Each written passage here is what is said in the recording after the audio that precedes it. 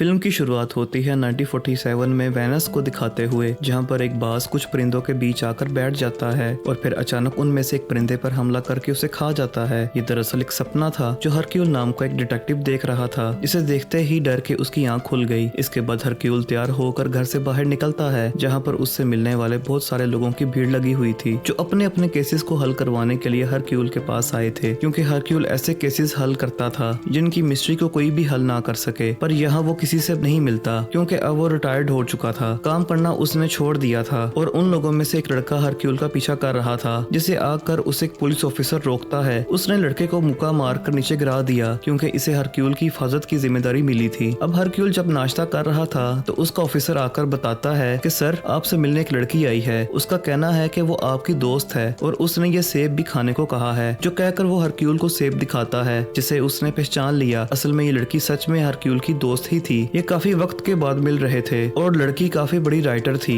यहाँ हरक्यूल की दोस्त वो राइटर उसे बताती है कि शहर की मशहूर सिंगर जिसका नाम रिवोना है, उसकी बेटी की कुछ वक्त पहले बड़ी अजीब तरह से मौत हो चुकी है। कहा जा रहा है कि वो बीमार थी और मरने से कुछ दिन पहले ही उसने अपनी मंगनी तोड़ दी थी। आज क्योंकि हैलोवीन है तो इस वजह से उसके घर में पार्टी है। हैलोवीन यानी ऐसा त्योहार जिसमें बच्चे डरोने हुलिये बना के आते हैं। राइटर का कहना था कि आज रात वो लोग अपने घर में एक प्रीस्ट औरत को बुलाएंगे जिसका ताल्लुक भूतों आत्माओं पर यकीन रखने वाली फैमिली से है, जो महसूस करके बताएगी कि घर में भूत हैं, क्योंकि उस घर को हॉन्टेड माना जाता है, जहां वो लोग भूतों से बातें भी कर सकते हैं। मैं चाहती हूँ हरक्यूल तुम लाजमी आओ, बहुत मजा आएगा और वहाँ तुम उस प्रीस्ट औरत को गलत साबित करके दिखाना कि भूतों जैसी कोई चीज नहीं होती। अब पहले तो हरक्यूल ने मना कर दिया, ये कहकर कि मैं रिटायर्ड हो चुका हूँ। पर जब उसकी दोस्त ने ये कहा कि हम शाम को रिवोना की पार्टी में मिलते हैं तो वो मान गया। अब शाम को सारे लोग पार्टी में आने लगे और आज क्योंकि हैलोवीन की रात है तो बच्चों को जमा किया हुआ था। यहाँ शो के जरिए सबको बताया गया कि काफी वक्त पहले शहर में जानलेवा बीमारी फैल गई थी। डॉक्टर्स और नर्सिस ने इलाज करने के बाद बच्चों को छोड़ दिया, पर सबकी ही मौत हो गई। कहा जाता है कि उन बच्चों की आत्माएं आज भी इस घर में मौजूद हैं। पर आप फिक्र ना करें, आज हम यहाँ पार्टी करेंगे, बच्चे काफी खुश होंगे। और सब लोग एंजॉय करने लगे। अब रिवोना की सर्वेंट एक बच्चे से आकर मिली जो यहाँ के डॉक्टर का बेटा था। सर्वेंट ने उस बच्चे से पूछा कि आप यहाँ किसके साथ और क्यों आए हो, जिस पर वो बच्चा कहता है कि मुझे और मेरे पापा को पार्टी में रिवोना ने ही बुलाया है। फिर सर्वेंट आकर राइटर और हरक्यूल से मिली। यहाँ राइटर फिर से हरक्यूल को बताने लगी कि रिवोना की बेटी की मौत इसी घर में हुई थी, जिसका नाम एलिसिया था। कहा जाता है कि इस घर में जिन बच्चों की आत्माएं हैं उन्होंने एलिसिया को अपने कब्जे में ले लिया था, फिर उसे मार पीट कर छत से गिरा कर मार दिया। ये सुनकर हरक्यूल कहता है कि गलत है, भूतों आत्माओं जैसी कोई चीज नहीं होती। डॉक्टर का बेटा ऊपर आकर अपने डैड से मिला, जो काफी डरा और घबराया हुआ था। कुछ देर के बाद यहाँ रिवोना सबसे आकर मिलती है, कहने लगी कि बेटी की मौत की वजह और राज को जानना चाहती हूँ, जिसके लिए मैं कुछ भी कर सकती हूँ। कुछ ही देर में यहाँ प्रीस्ट भी अपने साथियों के साथ आ गई, जिसने अजीब तरह का मास्क पहन रखा था। रिवोना उसे कहती है कि मैंने ऊपर सारी तैयारी कर दी है, तुमने जो रिचुअल जादू करने हैं, आत्माओं से बात वगैरह, वो कर सकती हो। प्रीस्ट कहती है कि मुझे यहाँ नीचे भी आत्माएं महसूस हो रही हैं। ये सुनकर हरक्यूल सामने आकर कहता है कि मैं भूतों वगैरह पर यकीन नहीं करता, साबित करो ये बात कि यहाँ भूत हैं। जिसके अगले ही पल वहाँ अजीब सीन हो जाता है। एक झूमर जोर से नीचे आके गिरता है। ये देखकर सारे काफी घबरा गए। बच्चों को फौरन वहाँ से निकाल दिया जाता है और अब ये लोग ऊपर जाने लगे, ऊपर वाला कमरा चेक करने के लिए, जहाँ रास्ते में डॉक्टर खड़ा हुआ था। उनके बारे में सर्वेंट हरक्यूल को बताने लगी कि ये पहले आर्मी में डॉक्टर हुआ करते थे, पर वहाँ सोल्जर्स की बुरी हालत देखकर ये परेशान रहने लगे। इन्हें एक ऐसी बीमारी हो गई कि ये डिप्रेशन का शिकार हो गए। यही वजह है कि हर वक्त डरे रहते हैं। और रिवोना की बेटी एलिसिया भी जब बीमार थी तब भी यही उसकी देखभाल किया करते थे। ये लोग ऊपर बड़े कमरे के पास आए, जिसकी चाबी सिर्फ रिवोना के पास ही थी। उसने ताला खोला तो ये अंदर गई। ये असल में एलिसिया का कमरा था, जिसमें उसका काफी सारा पुराना सामान पड़ा हुआ था, जिन सबको हरक्यूल गौर से देखने लगा। सर्वेंट उसे बताती है कि रिवोना अपनी बेटी एलिसिया से बहुत प्यार करती थी। दोनों माँ बेटी इसी घर में रहते थे। रिवोना ने अपनी सिंगिंग से खूब पैसा कमाया। एलिसिया जब बड़ी हुई तो उसे अपने दोस्त से प्यार हो गया। दोनों ने मंगनी कर ली, पर धीरे धीरे इस घर का असर एलिसिया पर पड़ना शुरू हो गया। उसे भूत दिखने लगे थे। वो काफी डरी रहा करती थी। उस बेचारी की हालत तो मुझसे भी नहीं देखी गई। फिर एक दिन भूतों ने उसे काफी मारा, उसके जिस्म पर बड़े बड़े जख्म कर दिए, जिसके बाद उसके जिस्म पर अपना कंट्रोल किया और छत से गिरा कर मार दिया। अब तभी यहाँ एलिसिया का मंगेतर भी आ गया। वो कार्ड दिखाकर पूछता है कि इस पार्टी में मुझे किसने आने की दावत दी है, हालांकि मैं यहाँ आना नहीं चाहता था। रिवोना उसे कहती है कि ये पार्टी मेरी है और मैंने तुम्हें नहीं बुलाया, जिस बात को लेकर दोनों की बहस हो गई और इससे हमें अंदाजा हो गया कि ये दोनों एक दूसरे को खास पसंद नहीं करते। कुछ ही देर में सब लोग रिचुअल आत्माओं से बात करने के लिए जमा हो गए। प्रीस्ट, सबको बताती है कि मैं एलिसिया की आत्मा से बात करूं और वो जो भी मुझे कहेगी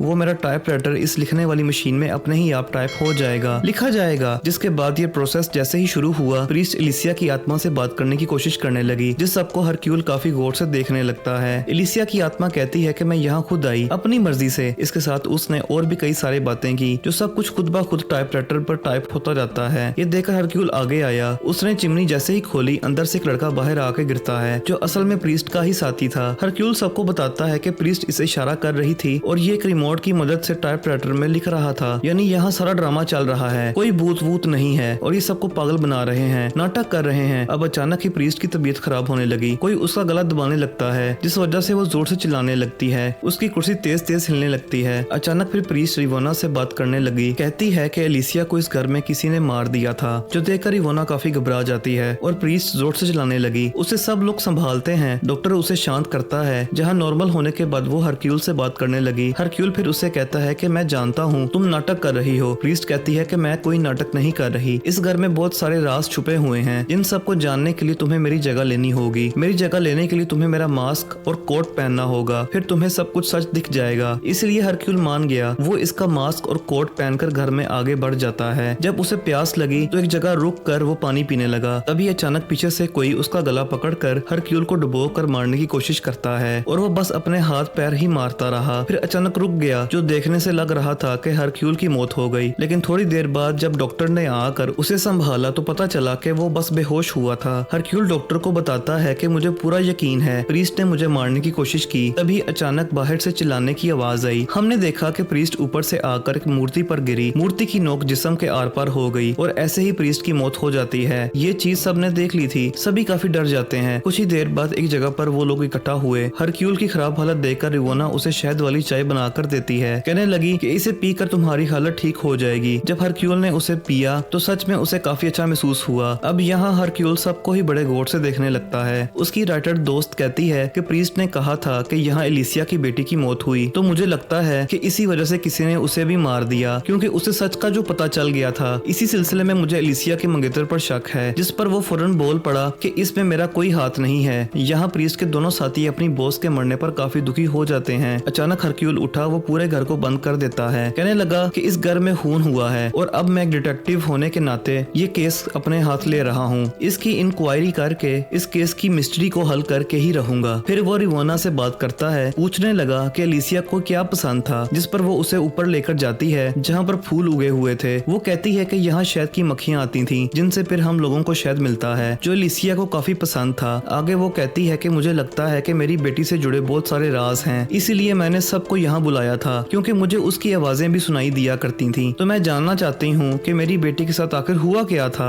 अब यहाँ हरक्यूल को भी घर से अजीब आवाजें आने लगी थी। वो जब पूरे घर को चेक करता है तो दीवारों से पानी टपक रहा था, जबकि असल में पानी जैसा वहाँ कुछ था ही नहीं। थोड़ी देर बाद हरक्यूल डॉक्टर के पास आया। उसके साथ मिलकर प्रीस्ट की लाश को चेक करने लगता है। वो हरक्यूल को बताने लगा कि इसके जिस्म पर जबरदस्ती के कोई निशान नहीं है, जो हम कहें कि किसी ने इसे उठाकर मारा है, बल्कि ये खुद गिरकर मरी है। हरक्यूल देखता है कि डॉक्टर अभी भी काफी परेशान है। जहाँ तभी डॉक्टर का बेटा आकर उसे संभालता है। हालांकि वो छोटा था पर काफी समझदार था। यहाँ डॉक्टर हरक्यूल को बताने लगा कि मैंने जंग में खून खराबा तो देखा है, जहाँ मेरी आंखों के सामने बहुत सारे सोल्जर्स को मार दिया गया था, पर जब मैं यहाँ आया तो एलिसिया के साथ भी मैंने कुछ ऐसा ही देखा। वो बेचारी एक तो बीमारी की वजह से तकलीफ में तड़पा करती थी, ऊपर से उसे भूत दिखाई दिया करते थे, और मैं चाह कर भी उस वक्त एलिसिया की कोई मदद नहीं कर सका। हालांकि जब वो तड़पती थी मुझे बहुत तरस आता था, और वो सब कुछ मेरे लिए समझ पाना बहुत मुश्किल था। तभी यहाँ हरक्यूल को भी अजीब महसूस होने लगा। वो यहाँ से वॉशरूम जाता है। जब शीशे के सामने खड़ा था तो उसे अपने पीछे एलिसिया का भूत दिखाई देता है, जो काफी भयानक लग रही थी। घबराते हुए हरक्यूल ने पीछे मुड़कर देखा तो वहाँ कोई भी नहीं था। उसे घबराया हुआ देखकर यहाँ डॉक्टर का बेटा आ जाता है, जो इस वक्त एक किताब पढ़ रहा था। वो हरक्यूल से पूछता है आप ठीक तो हो, जिसमें उसने हाँ में जवाब दिया। फिर वो डॉक्टर के बेटे से भी कहता है जो किताब तुम पढ़ रहे हो ये काफी बेहतरीन है। जिसके बाद हरक्यूल वहाँ से नीचे आया, आसपास की हर चीज को चेक करने लगता है। उसे एक छोटी लड़की दिखाई दी जो डरी हुई साइड में छुपी खड़ी थी। हरक्यूल उसे कहता है कि बेटा बाहर आ जाओ, तुम्हें डरने की जरूरत नहीं है, कुछ नहीं होगा। अचानक वहाँ राइटर भी आ गई, जो हरक्यूल से पूछती है आप किससे बात कर रहे हो। वो कहता है कि इस बच्ची से। अब जब हरक्यूल ने पलट कर वहाँ देखा तो वहाँ पर बच्ची थी ही नहीं, जिस वजह से दोनों को काफी हैरत हुई। अचानक इन्हें अजीब तरह की आवाजें आने लगी, जो सबको ही आ रही थी। जिन आवाजों का पीछा करते करते ये बेसमेंट में आ जाते हैं, जहाँ पर उन सब बच्चों की लाशें बहुत बुरी हालत में पड़ी हुई थी, जिनकी उस जानलेवा बीमारी की वजह से मौत हो गई थी। यहाँ डॉक्टर का बेटा भी सबको बताता है कि ये उन्हीं बच्चों की लाशें हैं। जो सुनकर एलिसिया का मंगेतर कहता है कि ये भी तो हो सकता है ना कि इन्हें तुम्हारे डैड ने ही मारा हो। ये सुनकर डॉक्टर को गुस्सा आ गया, वो उसे पकड़कर पीटने लगता है। दोनों में हाथापाई हो गई। तब सारे लोग इन दोनों को छुड़वाने लगते हैं तो हरक्यूल को एक ढांचे में से बहुत सारी शहद की मक्खियां उड़ती हुई नजर आती हैं। और अब डॉक्टर अपने बेटे के कहने पर एलिसिया के मंगेतर को छोड़ देता है। डॉक्टर का बेटा अपने डैड को शांत करके उन्हें दवाई देता है। फिर हरक्यूल से बात करते हुए डॉक्टर उससे कहता है कि लगता है आपको भी मेरी तरह भूत दिखने लगे हैं, जो कहकर उसकी आंख लग गई। अब यहाँ हरक्यूल डॉक्टर को एलिसिया के कमरे में सोने के लिए लटा देता है और उस कमरे को लॉक करके चाबी अपने पास ही रख लेता है। जिसके बाद हरक्यूल इस बारे में एलिसिया के मंगेतर से बात करता है, जिस पर उसका कहना था कि मेरा और एलिसिया का ताल्लुक बहुत अच्छा था, लेकिन फिर अचानक इस भूतिया घर में उसकी हालत खराब रहने लगी। हमारे बीच भी बहुत ज्यादा लड़ाइयाँ हुई, जिस वजह से उसने मुझसे अपना रिश्ता तोड़ लिया। जहाँ फिर एक दिन मुझे उसकी मौत के बारे में पता चला, जो सुनकर मुझे तकलीफ हुई क्योंकि मैं उसे बहुत प्यार करता था। इस बात का सबूत वो अपने पास रखी एलिसिया की तस्वीर दिखाकर देता है। वो फिर बताता है कि मैं आज भी उससे प्यार करता हूँ, लेकिन उसकी मोम हमें अलग करना चाहती थी। यहाँ वो हरक्यूल को वो खत भी दिखाता है जिसे भेजकर एलिसिया के मंगेतर को पार्टी में बुलाया गया था। उसमें भी हरक्यूल को सेब की झलक दिखाई देती है, जिसके साथ ही उसे अजीब महसूस होने लगा। राइटर ने जब देखा कि हरक्यूल अजीब महसूस कर रहा है, तब वो उन्हें बाहर ले आई, जहाँ तभी उसके बैठने के लिए हरक्यूल का ऑफिसर कुर्सी लेकर आता है, जिस पर हरक्यूल ने उसे ही बिठा दिया। वो भी अपने राइटर दोस्त को वहाँ पड़े सेब दिखाकर कहता है कि तुम्हें सेब कुछ ज्यादा ही पसंद है, मुझे पता है, और एलिसिया के मंगेतर के खत में भी मैंने सेब की झलक देखी थी, तो मुझे लगता है कि उसे पार्टी में तुमने ही बुलाया था। जिसके साथ ही यहाँ बहुत सारी चीजें साफ होती हैं। हरक्यूल अपने ऑफिसर साथी को कहता है कि जब एलिसिया मरी थी तुम यहाँ आए थे ना, तुमने उसकी लाश पानी से निकाली थी, जिस पर वो हाँ में जवाब देता है। ये सुनकर हरक्यूल कहता है कि इसका मतलब तुम दोनों मुझे यहाँ लाने वाले हो और सब कुछ तुम पहले से ही जानते थे। वो राइटर को कहता है कि तुम्हारा तो मुझे यहाँ लाने का मकसद ये होगा ना कि तुम मुझे गलत साबित करो, जो मैं कहता हूँ कि भूत भूत नहीं होते, जबकि असल में तुम्हें भी भूतों पर यकीन है कि वो होते हैं। बात यही है, लेकिन तुमने ऐसा क्यों किया ये मुझे नहीं पता, अब तुम ही मुझे बता दो। जिस पर राइटर कहती है कि हाँ तुमने सही अंदाजा लगाया, मैं तुम्हें गलत साबित करना चाहती थी जो तुम कहते हो कि भूत नहीं होते, क्योंकि मैंने जो 3 नॉवेल्स लिखे थे वो फेल हो गए, और इस बार अगर मैं तुम जैसे इतने बड़े डिटेक्टिव को झूठा साबित करती हूँ तो मैं काफी मशहूर हो जाऊंगी। ये सारी बातें सुनकर हरक्यूल उस पर इल्जाम लगाता है कि तुमने प्रीस्ट को मारा है, जिस पर वो साफ साफ मना करती है कि उसकी मौत में मेरा कोई हाथ नहीं है, मैंने सिर्फ मशहूर होने के लिए तुम्हें झूठा साबित करना चाहा, इससे ज्यादा और कुछ नहीं। अचानक इन्हें फिर से आवाजें आने लगी। ये जब जाकर चेक करते हैं तो एलिसिया के कमरे में डॉक्टर की लाश मिलती है, जिसने अपने पेट में चाकू घुसाकर खुद ही अपनी जान ले ली थी, जिस वजह से डॉक्टर का बेटा काफी दुखी होता है। और अब यहाँ हरक्यूल को अपनी राइटर दोस्त पर शक नहीं होता, बल्कि उन सब लोगों पर ही होता है जिस पर वो लोग कहते हैं कि हम तो इस कमरे में गए ही नहीं, क्योंकि इसकी चाबी तो सिर्फ तुम्हारे पास ही थी। रवीना ये सुनकर हरक्यूल से कहती है कि ये काम भूतों का है, जैसा उन्होंने मेरी बेटी के साथ किया था, उसे अपने कंट्रोल में करके अपनी जान लेने पर मजबूर किया। आज उन्होंने डॉक्टर के साथ भी ऐसा ही कर दिया। ये जानकर सब लोग यहाँ से भागने की तैयारी करते हैं, क्योंकि जाहिर है यहाँ भूतों का खतरा है। अब यहाँ हरक्यूल सर्वेंट से पूछताछ करने लगा। वो बताती है कि जिस रात एलिसिया की मौत हुई थी उस दिन रवीना की तबीयत खराब थी, मैं उसे सोने का कहकर एलिसिया के पास गई थी उसे संभालने, जहाँ वो काफी तड़प रही थी। हरक्यूल फौरन बोलता है फिर तुमने उसे दवाई दी होगी, इस पर रोते हुए सर्वेंट हाँ कहती है। यहाँ हरक्यूल एलिसिया की एक तस्वीर देखता है जब वो छोटी थी और तस्वीर में वो अपने शहद वाले फूलों के पास खड़ी हुई थी। इस बच्ची को देखकर हरक्यूल को याद आया ये तो वही बच्ची है जिसका भूत मैंने घर में देखा था, जो असल में एलिसिया के बचपन का रूप था। और अब वो एलिसिया के कमरे में आता है, जिस बीच गलती से उससे एक कप गिर के टूट जाता है। वो जब नीचे झुका तो उसे वहाँ एलिसिया के मंगेतर की फटी हुई तस्वीर मिलती है, जिसके बाद हरक्यूल पूरे घर को लॉक कर देता है और सबको इकट्ठा करके कहता है कि यहाँ पर कोई भूत वूत नहीं है, क्योंकि यहाँ एलिसिया के साथ साथ प्रीस्ट और डॉक्टर का भी खून हुआ है, तो इसका मतलब कातिल तुम लोगों में से कोई एक है। जिसके बाद वो फटी हुई एलिसिया और उसके मंगेतर की तस्वीर को जोड़कर कहता है कि असली कातिल और कोई नहीं बल्कि रवीना है, जो सुनकर सारे ही काफी चौंक गए, यहाँ तक कि रवीना भी भड़क गई। वो जोर जोर से बोलने लगती है, कहती है कि तुम मेरी ही बेटी की मौत का इल्जाम मेरे पर कैसे लगा सकते हो, साबित करो। जिस पर हरक्यूल उसे बताता है कि तुम अपनी बेटी के साथ शहद की खेती कर रही थी, शहद तुम उसे इसलिए नहीं देती थी कि उसे पसंद था, बल्कि इसलिए दिया करती थी ताकि वो फूल वाला शहद खाकर उसे हेल्यूसिनेशंस हों, यानी कि उसे वो नजर आए जिसका हकीकत से कोई ताल्लुक ही ना हो। जैसे ही शहद खाने के बाद उसे भूत नजर आने लगे थे, तो जो असल में थे भी नहीं, वो इन भूतों को खुद पर हावी कर लिया करती थी, जो इन फूलों में बनी तय की वजह से होता है। और ऐसा मैं इसलिए कह रहा हूँ क्योंकि ये तुम मेरे साथ साथ भी कर चुकी हो। तुमने जब मुझे शहद वाली चाय पिलाई थी तब मुझे भी भूत नजर आना शुरू हो गए थे। ऐसा तुम इसलिए कर रही थी ताकि अपनी बेटी को भूतों के हेल्यूसिनेशंस करवाओ। वो हमेशा डर डर के ही रहती रही और अपने मंगेतर से शादी करके तुम्हें छोड़कर तुमसे दूर ना चली जाए, क्योंकि तुम हमेशा अपनी बेटी को अपने पास ही रखना चाहती थी। यही वजह है कि तुमने अपनी बेटी का उसके मंगेतर से रिश्ता भी तड़वा दिया। तुम्हारे उसे रोज रोज शहद देने की वजह से वो बीमार रहने लगी, पर जिस रात उसकी मौत हुई उस दिन तुम्हारी तबीयत खराब थी। जानता हूँ तुम्हें सर्वर ने सोने का कहा, जिसके बाद वो अलीसिया को संभालने गई जो तड़प रही थी। उसकी हालत देखकर सर्वर ने उसे दवाई का एक चम्मच ज्यादा दे दिया और वो ओवरडोज होने की वजह से उसकी मौत हो गई। यही जानकर सर्वर काफी दुखी हो गई, फूट फूट कर रोने लगती है। आगे हरक्यूल बताता है कि अगले दिन रवीना तुमने अपनी बेटी को मरा हुआ पाया तो तुम्हें लगा कि उसकी मौत की जिम्मेदार तुम हो, इसलिए तुमने खुद अपनी बेटी के जिस्म पर जख्म के निशान लगा दिए, फिर उसे छत से पानी में गिरा दिया ताकि तुम ये साबित कर सको कि भूतों ने उसे अपने कंट्रोल में करके जान लेने पर मजबूर किया, जिसमें तुम अभी तक कामयाब रही हो। लेकिन फिर यहाँ आकर मेरे ऑफिसर ने तुम्हारी बेटी को पानी से निकाला, जिसके बाद डॉक्टर ने तुम्हारी बेटी की लाश का मेडिकली चेकअप किया, जिसके बाद से तुम्हें कोई ब्लैकमेल करने लगा, क्योंकि वो जान गया था कि तुम जो अपनी बेटी को शहद दिया करती थी उस वजह से उसकी मौत हुई, क्योंकि उसने जहर की तरह काम किया। तुमने ब्लैकमेलर की बातों में आकर उसे बहुत सारे पैसे दिए और आज तुम यहाँ बिल्कुल गरीब कंगाल हो गई हो। और अब क्योंकि तुम ब्लैकमेलर को पकड़ना चाहती थी इसलिए तुमने इस केस से जुड़े हर इंसान को यहाँ बुलवा लिया। फिर तुम्हें डॉक्टर पर शक हुआ कि जरूर वो ये बात जान गया होगा कैसे तुम अपनी बेटी को वो शहद देती थी, क्योंकि इसने तुम्हारी बेटी का मेडिकली चेकअप जो किया था। तुमने सोचा कि वो और प्रीस्ट दोनों मिलकर तुम्हें ब्लैकमेल कर रहे हैं, तुमसे पैसे हथिया रहे हैं, इसलिए तुमने पहले प्रीस्ट को मारने का प्लान बनाया, क्योंकि उसने भी ये कह दिया था कि एलिसिया का इस घर में खून हुआ है। तुम जब उसे मारने के इरादे से गई, पानी में डुबो कर मारना चाहती थी तो वो मैं था। तुम मुझे प्रीस्ट समझकर मार रही थी क्योंकि उस वक्त उसका मास्क और कोट मैंने पहन के रखा था, पर जब तुम्हें एहसास हुआ कि ये तो मैं हूँ तो तुम वहाँ से भागकर ऊपर गई। तुमने प्रीस्ट को मूर्ति पर गिरा दिया जिससे उसकी जान चली गई, जिस पर फौरन एलिसिया का दोस्त पूछता है तो फिर डॉक्टर को किसने मारा, क्योंकि वो तो जिस कमरे में लॉक था वहाँ आपके अलावा कोई भी नहीं जा सकता था। इस बात पर हरक्यूल से बहुत अच्छा जवाब देता है, बेशक वहाँ कोई नहीं जा सकता था पर वहाँ एक फोन लगा हुआ था, जिस पर रवीना ने कॉल करके डॉक्टर से बात की। उसे कहा कि मैं जान गई हूँ तुम्हें मुझे ब्लैकमेल कर रहे हो, इसलिए अब मैं तुम्हें दो ऑप्शंस देती हूँ, तुम्हारा बेटा मेरे साथ है, या तो मैं तुम्हारे बेटे को मार दूंगी या तुम खुद उस कमरे में पड़े चाकू से अपनी जान ले लो। ये सुनने के बाद डॉक्टर काफी टूट गया, पर उसके पास अपने बेटे को बचाने के अलावा और कोई रास्ता नहीं था,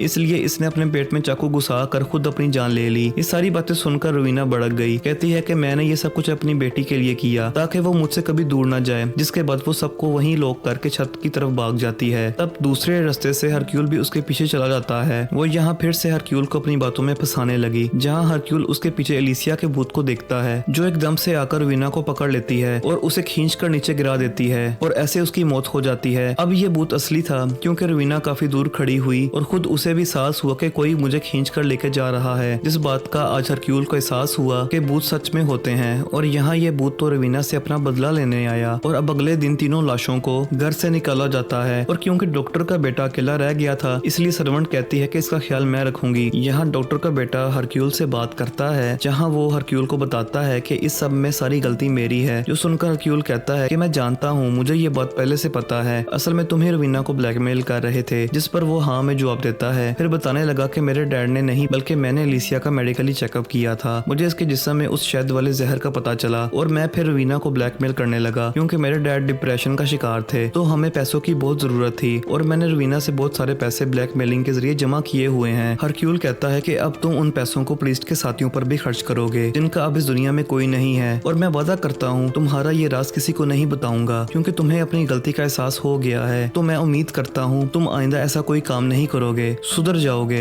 डॉक्टर का बेटा कहता है कि ठीक है, पर तुम्हें मेरे बारे में पता कैसे चला, जिस पर हरक्यूल जवाब देता है कि जो किताब तुम पढ़ रहे थे उसमें से बहुत सारे लफ्ज गायब थे, तब मैं समझ गया था कि उन्हें जोड़कर ही तुम ब्लैकमेलिंग के लफ्ज बनाते हो और उस किताब के जरिए ही तुम्हें उस जहर का पता चला था। अब इस केस की मिस्ट्री हल हो गई थी, इसलिए वो सब वहाँ से निकलने की तैयारी करते हैं और सब हरक्यूल को आखिरी अलविदा कहते हैं। राइटर यहाँ हरक्यूल से माफी मांगती है कि तुम्हें मैंने अपने लिए इस्तेमाल किया। इस पर हरक्यूल कहता है कि कोई बात नहीं, पर मुझे इस केस में कुछ नई चीजें पता चली हैं, जो सुनकर राइटर समझ गई कि हरक्यूल भूतों की बात कर रहा है जो उसने उस घर में देखे थे। फिर हरक्यूल वहाँ ये कहकर निकल गया कि जिंदगी में और भी कई सारे राज हैं और मुझे अपने काम को अब यहाँ नहीं रोकना चाहिए, मुझे रिटायर्ड नहीं होना चाहिए क्योंकि आगे मेरे लिए बहुत कुछ है। यानी कि अब उसने अपना ये काम फिर से जारी करने का फैसला कर लिया था। घर आकर वो बारी बारी उन सब लोगों से मिलता है जो अपने केस की मिस्ट्री को सुलझाने उसके पास आए थे और अब हरक्यूल अपनी जहानत से उनके भी केसेस को बआसानी हल कर लेगा, क्योंकि अब नए नए केसेस की मिस्ट्री को हल करने की इच्छा उसमें बढ़ गई थी। और इसी के साथ इस फिल्म की कहानी भी यहीं पर खत्म हो जाती है।